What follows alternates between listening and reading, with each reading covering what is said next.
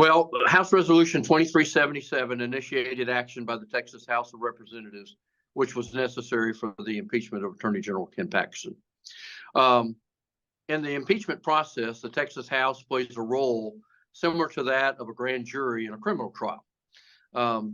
Bailey, I've served on 2 grand juries, once as a foreman and another time as a member.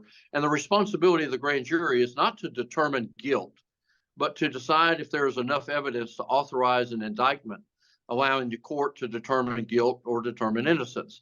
And that's what the role is of the Senate. So the Government Investigating Committee in the House, they determined that the Attorney General may have undermined the integrity of his office and disregarded his constitutional duties in the oath of office by requesting that the state of Texas pay the whistleblower settlement that was $3.3 million from the taxpayer funds, and that was requested from his office during the appropriations process. So the Government Investigating Committee then looked into it further, resulting in independent investigating attorneys raising some legitimate concerns that the Attorney General had acted in a manner unbecoming of his office.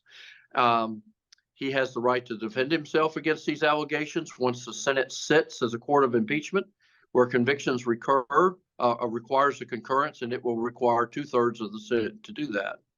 I will say this, that throughout the process, I have considered only the facts presented, not any rumors, not any outside pressures or speculation.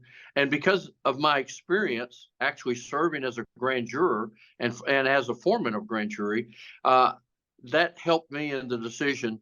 And the testimony was very compelling. I think the decision to vote in favor of the resolution was made for one reason alone, is we have to hold our leaders accountable. And that's honor and integrity matters. And I think we need to expect that from those who hold public office.